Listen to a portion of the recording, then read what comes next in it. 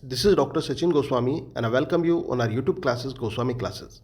दोस्तों आप ये सोच रहे होंगे कि पिछले कुछ दिनों से क्लासेस नहीं मिल पा रही हैं, सीरीज़ जो है वो रुकी पड़ी है बीच में। तो इस चीज़ के लिए मैं रियली अपोलोजाइज़ करता हूं दोस्तों। प्रॉब्लम थी, इस वजह से मैं क्लास नहीं ले पाया था और प्रॉब्लम आप जानते ही हैं कि पिछले 2 महीने से मैं घर पे ही हूँ। पैर में फ्रैक्चर था और प्लास्टर चढ़ा हुआ था।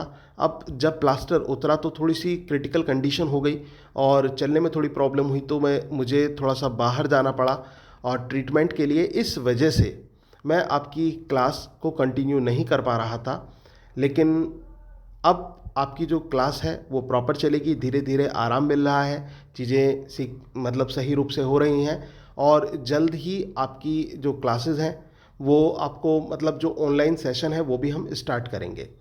तो दोस्तों आज जो मैं टॉपिक आपको कराने वाला हूँ ये है रिव्यू ऐसे। और मुझे उम्मीद है कि आपने जो मैंने लिटरेरी टर्म्स आपको पढ़ाए इस बीच में उनका रिवीजन किया होगा, अच्छी तरह से उन्हें तैयार किया होगा और जो आपके पास नोट्स या बुक्स अवेलेबल हैं, जो भी सोर्सेज आपके पास अवेलेबल हैं, वहाँ से आपकी स्टडी बहुत अच्छी चल रही होगी। तो आप अपनी स्टडी को कंटिन्यू रखें और अब हमारी ये जो सीरीज़ है ये भी कंटिन्यू रहेगी। और इसके साथ साथ जिन्होंने हमारे रिकॉर्डेड जो क्लासेस हैं वो ख़रीदी हैं, वो उनके फ़ोन कॉल्स मेरे पास आए कि सर हमें पता है कि प्रॉब्लम चल रही है आपके साथ, तो हम आपकी जो क्लासेस हैं, जो रिकॉर्डेड सेशन है, इतने हम उनसे तैयार कर रहे हैं और हमारी बहुत अच्छी तरह से तैयारी हो रही है। तो मुझे अच्छा लगा कि आप अपनी स्टडी को कंटिन्यू कर रहे हैं, आप नोट्स से पढ़ रहे हैं, आप हमारी क्लासेस से पढ़ रहे हैं, आप अदर सोर्सेज से पढ़ रहे हैं। तो वो अच्छी बात है कि एनी हाउ कि स्टडी जो है वो कंटिन्यू रहनी चाहिए। तो दोस्तों आज का जो हमारा टॉपिक है वो है रिव्यू ऐसे। आज मैं आपको जो कराने वाला हूँ, कौन सा ऐसे कराने वाला हूँ? रिव्यू ऐसे। लेकिन इस रिव्यू ऐसे को कराने से पहले, क्योंकि एक ऑलरेडी गैप बन चुका है कुछ दिनों का, तो इस गैप को फिल कर देते हैं एक रिवीजन के साथ।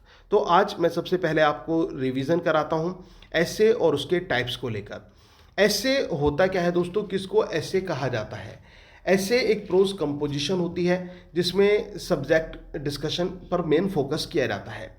इसको एक लॉन्ग सिस्टमैटिक डिस्कोर्स के नाम से भी जाना जाता है। अगर जो हम हक्सले की बात करें तो जो हक्सले हैं उन्होंने ऐसे के 3 पोल्स बताए हैं। हक्सले ने ऐसे के कितने पोल्स बताए हैं? 3 पोल्स बताए हैं। वो कौन कौन से पोल्स हैं दोस्तों? Personal, impersonal and abstract. याद रख लेना 3 पोल्स कौन से हैं ऐसे के। एक तो पर्सनल है और दूसरा इम्पर्सनल है और तीसरा एब्स्ट्रैक्ट है। और ये किसने बताया है? ये हक्सले ने बताया है। हक्सले जो कि एक फेमस क्रिटिक और एसेइस्ट हुए हैं। इसके बाद ऐसे जो वर्ड है ये कहाँ से आया? ऐसे टर्म आया दोस्तों फ्रेंच वर्ड एसेयर और एसेई से, जिसका मतलब ट्राई और अटेम्प्ट होता है। और ट्रायल और अटेम्प्ट की बात करें तो इसको अल्टरनेटिव मीनिंग भी माना गया है ऐसे का। इसके साथ साथ फ्रेंच एसेइस्ट हुए हैं, फ्रेंच फिलोसफर हुए हैं मॉन्टेन्यू। जो मॉन्टेन्यू दोस्तों आप जानते हैं कि ये कौन है? ये फादर ऑफ एसेस के रूप में इनको जाना जाता है और इनके जो एसेस थे वो डेवलप हुए 1571 में। इसके बाद फ्रांसिस बेकन की बात करें तो बेकन को फादर ऑफ इंग्लिश एसेस कहा जाता है। बेकन को father of modern English pros के नाम से भी जाना जाता है। बेकन को इनके एफोरिस्टिक स्टाइल के लिए जाना जाता है। एफोरिस्टिक स्टाइल यानी कि शॉर्ट विटी स्टेटमेंट जो होते हैं उनके लिए इनको जाना जाता है। चार्ल्स लैम्ब को प्रिंस ऑफ इंग्लिश एसेइस्ट कहा जाता है। और अगर जो हम लैम्ब के एसेस की बात करें तो इनका जो फर्स्ट वॉल्यूम आया दोस्तों वो 1823 में पब्लिश हुआ, एसेज ऑफ इलिया के नाम से। इसके बाद हम एसेज की बात करते हैं।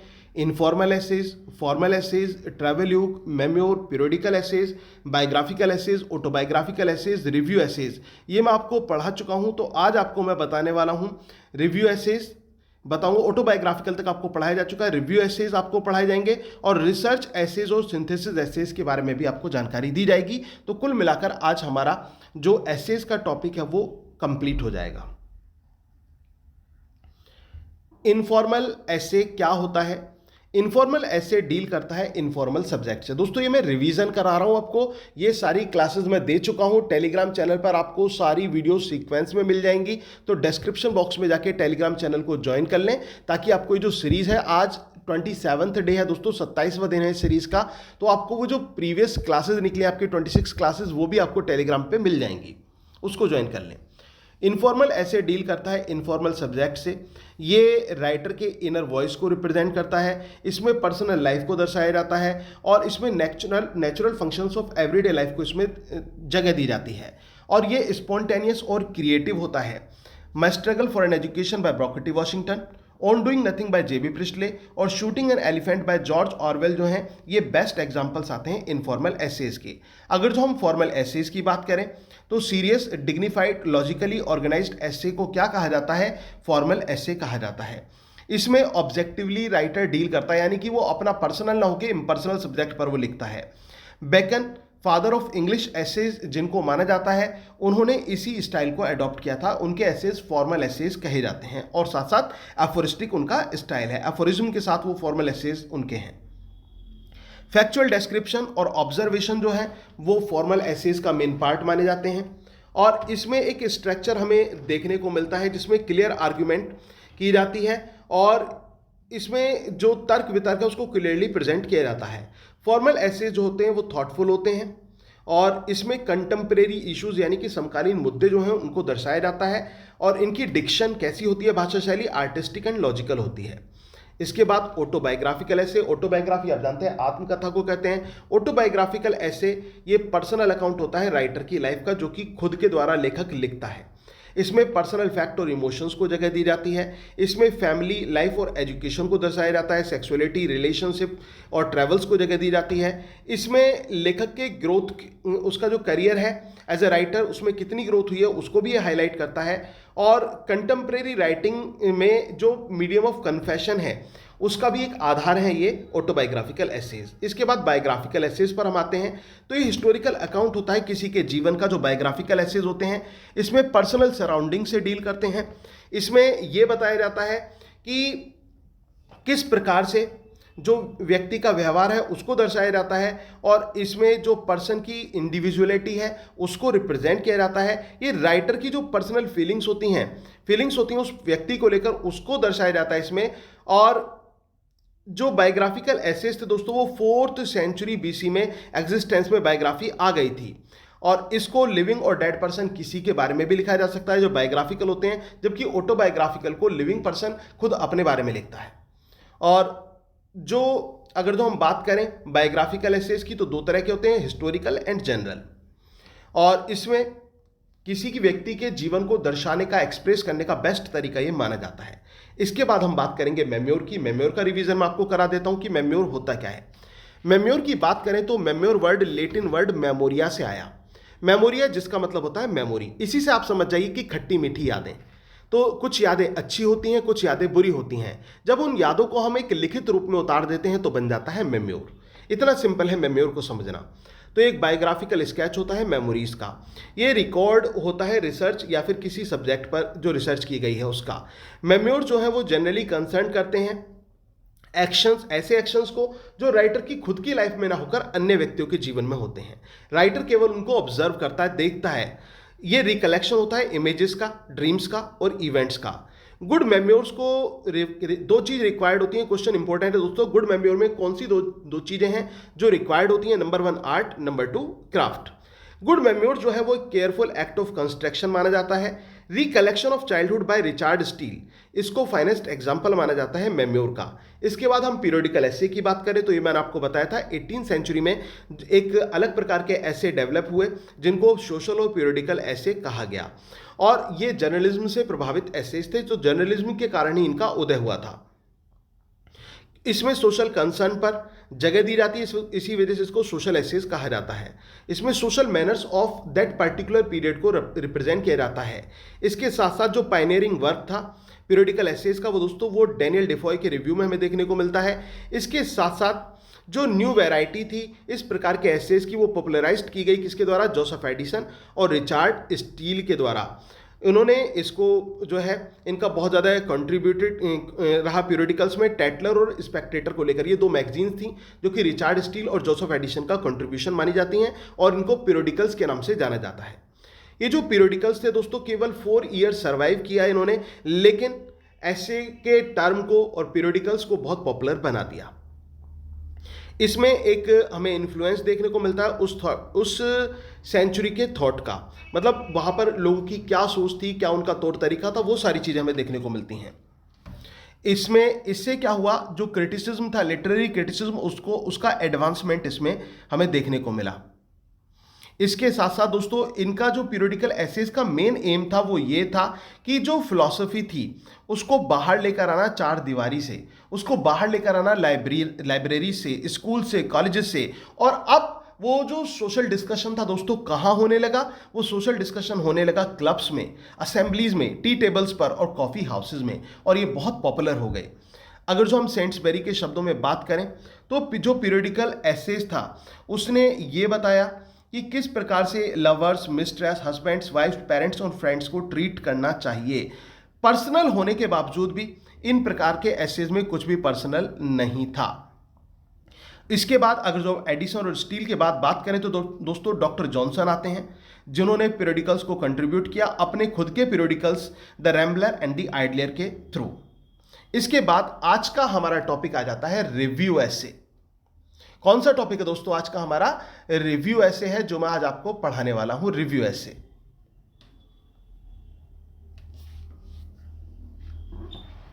रिव्यू ऐसे जैसे कि आप समझिए इस वर्ड से, रिव्यू होता क्या है? रिव्यू ये होता है कि जब आप किसी का ब्रीफ लेना चाहते हैं, कहने का मतलब कि आपने कोई बुक पढ़ी या फिर आपने कोई मूवी पढ़ी और उसके बारे में आपके मन में कुछ विचार आ रहे हैं कि मैं अपने जो थॉट हैं उनको मैं एक्सप्रेस करूं, और आप उनको रिटन में एक्सप्रेस कर देते हैं। अब उसमें आप क्रिटिसाइज करते हैं उसकी किस चीज़ को, उसकी नेगेटिव जो उसमें बातें आई हैं उन चीज़ों को लिखते हैं, उसका जो पॉजिटिव एस्पेक्ट है उसको आप देखते हैं। तो पॉजिटिव और नेगेटिव ये दोनों चीज़ें जब आप एक साथ लेकर उसमें चलते हैं, एक अच्छा खासा रिव्यू उसमें देते हैं, और लोगों की राय क्या है उसके बारे में, उसको भी आप अपने ऐसे में इंक्लूड कर लेते हैं। इसके अलावा जो अदर राइटर्स हैं वो उसके बारे में क्या कहते हैं, या फिर जो अदर रिव्यू देने वाले हैं वो उनके बारे में क्या कहते हैं, तो उसको भी अगर जो आप ऐड कर लेते हैं दोस्तों, बनता है आपका एक अच्छा खासा रिव्यू एसेज। तो रिव्यू एसेज आपको सिंपली लैंग्वेज में समझ में आ गया होगा कि रिव्यू एसे का मतलब क्या होता है। कोई मूवी आप देख कर आए, मूवी के बारे में अक्सर आप बाद में पूछते हैं भाई कैसी लगी आपको ये मूवी, तो लोग बताते हैं कि भाई अच्छी थी मूवी, लेकिन इसमें अगर जो ये चीज़ ऐसे होती और ऐसे ना होके ऐसे हो जाती, या फिर ये होता वो होता, या फिर ऐसा हुआ वैसा हुआ, तो वो जो आप उसको क्रिटिसाइज कर रहे हैं दैट इज योर रिव्यू ऐसे, वही तो आपका रिव्यू ऐसे है दोस्तों। तो रिव्यू ऐसे deal with statement of the subject matter, जो सब्जेक्ट मैटर का स्टेटमेंट है उससे डील करते हैं। प्रॉब्लम्स और इश्यूज, जो प्रॉब्लम्स आई या फिर इश्यूज हुए, और to which the book is this और द थीसिस इज बेस्ड, किस पे, उस बुक के बारे में या थीसिस के बारे में जिस पर वो बुक थीसिस आधारित है, उसके बारे में दोस्तों उसका सब्जेक्ट मैटर, प्रॉब्लम्स और इश्यूज उससे रिलेटेड होते हैं review essays. It includes brief summaries of the author's major argument and conclusion. इसमें क्या होता है, जो ब्रीफ समरी दी जाती है, जो मेजर आर्ग्यूमेंट और कंक्लूजन रहा उसको लेकर, ऑथर का मेजर आर्ग्यूमेंट्स और कंक्लूजन को लेकर। It is based on a discussion with explanations regarding strength and weakness of the particular work. जैसे कि मैंने आपको बताया कि इसमें दोनों चीज़ों को जगह दी जाती है कि उसकी स्ट्रेंथ क्या रही, उस वर्क की स्ट्रेंथ क्या थी, इसके साथ साथ उसमें वीकनेस क्या रही, उस वर्क में जिस वर्क का रिव्यू दिया जा रहा है तो उसकी स्ट्रेंथ और वीकनेस दोनों को लेकर चलते हैं कौन रिव्यू एसेज। आई होप कि आपको समझ में आ रहा होगा दोस्तों अगर सेशन अच्छा लग रहा है तो प्लीज़ वीडियो को लाइक ज़रूर कर देना, और ज़्यादा से ज़्यादा शेयर करना और कमेंट भी करना। और इस चीज़ के लिए मैं रियली अपोलोजाइज़ करता हूं कि मैं अपनी हेल्थ की इशू के कारण आपकी जो सीरीज़ थी उसको थोड़े दिन, मुझे 2-4 दिन ब्रेक करना पड़ा दोस्तों, लेकिन मुझे उम्मीद है और पूरा भरोसा भी आप पे कि आपने अपनी तैयारी नहीं छोड़ी होगी, आप अच्छी तरह से कर रहे होंगे। अब ये सीरीज़ आपकी कंटिन्यू रहेगी, तो आप लगे रहिए मेरे साथ, तैयारी करते रहिए। चाहे आप मेरी इस फ्री सीरीज से जुड़े हैं, रिकॉर्डेड सेशन से जुड़े हैं, या फिर आपने नोट्स परचेज किए हैं, या फिर आप परचेज करना चाहते हैं, किसी भी तरह से पर्पस है केवल पढ़ना। पढ़ाई अच्छी रखिए, और अच्छी रखेंगे तो रिजल्ट भी अच्छा ही आएगा। It deals with positive and negative aspect, इसमें पॉजिटिव और नेगेटिव एस्पेक्ट दोनों को जगह दी जाती है। इसके साथ साथ in review essays we can find examples and evidence to support writers skill. दोस्तों रिव्यू एसेज में हमें वो एग्जांपल्स भी देखने को मिलते हैं, कुछ ऐसे उदाहरण और कुछ ऐसे एविडेंस भी हमें देखने को मिलते हैं जो राइटर की स्किल को सपोर्ट करते हुए दिखाई पड़ते हैं, मतलब उसके फेवर में बोलते हैं। The review essays have generally the limit of around 350 to 500 words. दोस्तों जो रिव्यू एसेज होते हैं वो ये नहीं कि आप पूरा एक नॉवल लिख दें, आप एक पूरी किताब लिख दें, ऐसे को ऐसे के तरह ही लिखा जाता है। और रिव्यू एसेज जो होते हैं उसमें कितने वर्ड्स जो हैं वो होने चाहिए जिनको एक मतलब बहुत यूनिक वर्ड्स लिमिट कहा जाएगा, तो वो क्या है 350 to अराउंड 500 वर्ड्स। 350 से लेके 500 वर्ड्स तक रिव्यू एसेज में रिक्वायर्ड होती है। Journals, magazines, social media and newspaper are the main source of review essays. जो आपको अक्सर रिव्यू देखने को मिलेंगे वो कहाँ देखने को मिलेंगे? जो लिटरेरी जर्नल्स होते हैं वहाँ देखने को मिलेंगे, मैगजीन्स में देखने को मिलेंगे, सोशल मीडिया में देखने को मिलेंगे और न्यूज़पेपर में देखने को मिलेंगे। दोस्तों अगर जो हम रिव्यू एसेज की बात करें तो रिव्यू एसेज किसी भी वर्क पर लिखा जाता है। अब लेकिन यहाँ पर हम लिटरेचर पढ़ रहे हैं और पढ़ा रहे हैं तो हम बात करेंगे बुक्स के ऊपर कि कोई मार्केट में नई बुक आती है तो उसका रिव्यू दिया जाना, तो उसका रिव्यू जो होगा वो एस्से के रूप में लिखा जाएगा, तो वहाँ पर वो लिटरेरी रिव्यू बन जाता है। ऐसे ही कोई साइंस का कोई वर्क हुआ या फिर साइंस की कोई बुक आई या फिर अलग किसी भी फील्ड से कोई बुक आती है उसका रिव्यू दिया जाता है, तो दोस्तों वो उस फील्ड का रिव्यू बन जाता है। तो रिव्यू के अपने अपने अलग अलग जोन होते हैं, लेकिन रिव्यू जो है वो अक्सर हमें कहाँ देखने को मिलते हैं? जर्नल्स में, मैगजीन्स में, सोशल मीडिया और न्यूज़पेपर्स में इनको देखने को मिलता है। इसके बाद review essays are not summarised in the sequence of chapters. दोस्तों जैसे बुक में चैप्टर्स होते हैं, चैप्टर बाय चैप्टर बुक को मतलब लिखा जाता है, लेकिन जब हम उनका रिव्यू लिखते हैं तो हम चैप्टर बाय चैप्टर उसका रिव्यू नहीं देते, हम उसका रिव्यू जो है ऑल इन वन समराइज कर देते हैं, लेकिन उसको चैप्टर बाय चैप्टर समराइज नहीं किया जाता। समझ गए ना आप? तो इन सीक्वेंस ऑफ चैप्टर्स उसको समराइज नहीं करते हैं, हमें तो केवल उसका रिव्यू देना है टोटल का। Different source of fields required special experts of that particular fields। दोस्तों जो different source of fields हैं तो उसके जो experts हैं वो भी different होने चाहिए। फॉर एग्जाम्पल साइंस के फील्ड के लिए साइंस वाला बंदा होना चाहिए, इंग्लिश के लिए इंग्लिश वाला और ऐसे ही अदर फील्ड्स के लिए other. Quotations and references add a special charm in review essays। अगर जो रिव्यू एसेज में हम किसी राइटर के, अदर पोइट के या राइटर के वर्क को कंपेयर करके उसकी कोई कोटेशन है फेमस, उसको उसमें ऐड कर देते हैं, उसको थोड़ा सा और स्ट्रेंथ देने के लिए, तो उससे क्या होता है कि स्पेशल चार्म ऐड हो जाता है। या फिर किसी क्रिटिक ने किसी के बारे में या फिर उस बात से रिलेटेड कुछ कहा है, उस टॉपिक से रिलेटेड कुछ कहा है, उसको हम एज अ रेफरेंस यूज कर देते हैं और उसका रेफरेंस भी हम मेंशन करते हैं, तो दोस्तों इससे एक स्पेशल चार्म ऐड हो जाता है रिव्यू एसेज में। तो उम्मीद है कि रिव्यू एसेज आपको समझ में आया होगा। एक बार मैं फिर से रिवाइज करा देता हूं ताकि आपको अच्छी तरह से रिव्यू एसेज कंप्लीट हो जाए और समझ में आ जाए। रिव्यू ऐसे डील करते हैं statement of the subject matter से, प्रॉब्लम्स, इश्यूज से जिस पर बुक आधारित है। इसके साथ साथ इसमें एक ब्रीफ समरी को इंक्लूड किया जाता है मेजर आर्ग्यूमेंट्स और कंक्लूजन को लेकर। इसमें डिस्कशन होता है, एक्सप्लेनेशन के साथ डिस्कशन किया जाता है और किस चीज़ को लेकर? स्ट्रेंथ एंड वीकनेस को लेकर, उस पर्टिकुलर बुक की स्ट्रेंथ और वीकनेस क्या रही है, उसमें पॉजिटिव और नेगेटिव एस्पेक्ट्स क्या रहे हैं उसको लेकर। रिव्यू एसेज में हमें एग्जाम्पल्स और एविडेंस देखने को मिलते हैं जो राइटर की स्किल को सपोर्ट करते हुए दिखाई पड़ते हैं। रिव्यू एसेज में जो जनरली लिमिट होती है दोस्तों वो 350 to 500 वर्ड्स की लिमिट होती है। Journals, magazines, social media, newspaper जो हैं वो मेन सोर्स होते हैं रिव्यू एसेज के। इसके साथ साथ रिव्यू एसेज को सीक्वेंस ऑफ चैप्टर्स में समराइज नहीं किया जाता है और जो डिफरेंट सॉर्ट ऑफ फील्ड्स होते हैं उनको डिफरेंट सॉर्ट ऑफ एक्सपर्ट्स जो हैं उनका रिक्वायरमेंट होता है। इसके साथ साथ कोटेशंस और रेफरेंसेस जो हैं वो एक स्पेशल चार्म ऐड करते हैं रिव्यू एसेज में। तो उम्मीद है दोस्तों आपको रिव्यू एसेज समझ में आए होंगे और एसेज के अदर टाइप्स भी आपको अच्छी तरह से समझ में आए होंगे। अब इसके बाद मैंने आपसे कहा था कि लास्ट में आपके 2 एसेज और बच जाते हैं यहाँ पर, और ये जो एसेज हैं इसमें सबसे पहले मैं बताऊंगा रिसर्च एसेज के बारे में। दोस्तों रिसर्च एसे होता क्या है, किसको रिसर्च एसे कहा जाता है?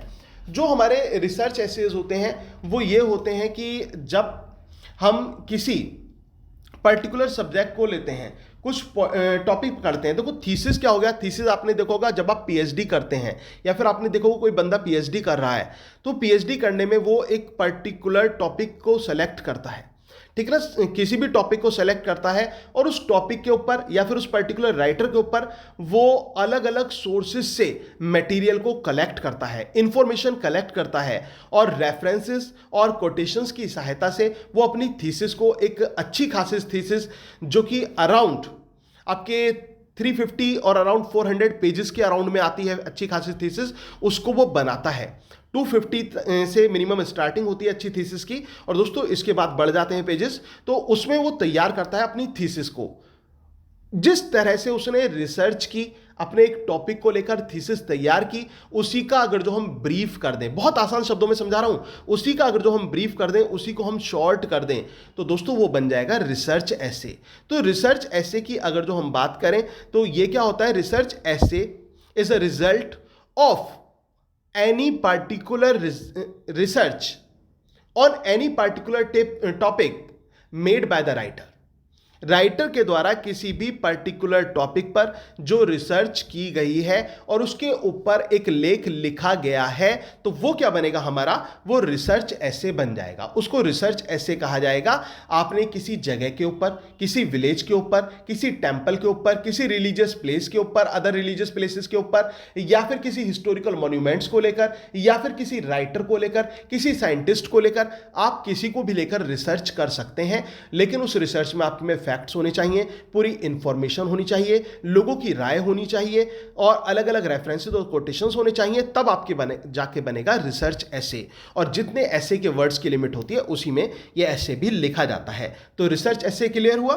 इसके बाद दोस्तों सिंथेसिस एसेस की बात करें तो सिंथेसिस एसेस क्या होते हैं, ये मैं आपको बहुत ब्रीफ में इसे बता रहा हूं क्योंकि इनके बारे में केवल उनकी डेफिनेशन से रिलेटेड क्वेश्चन ही पूछे जाते हैं, ज्यादा नहीं।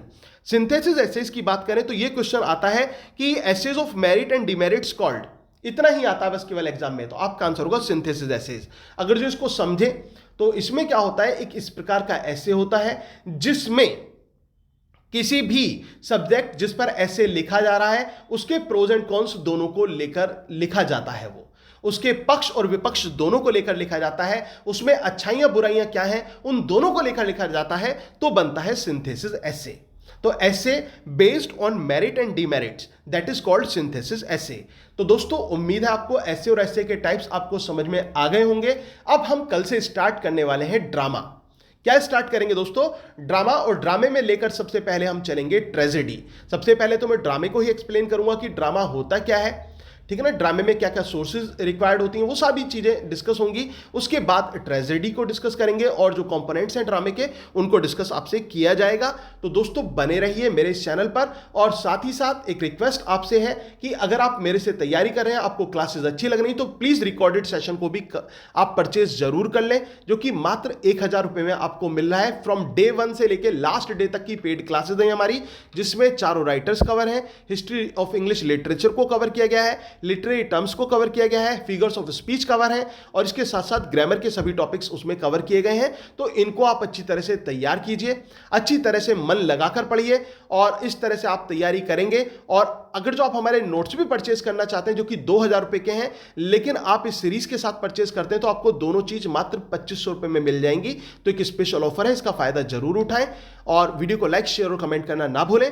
Thank you very much, yours doctor Sachin Goswami.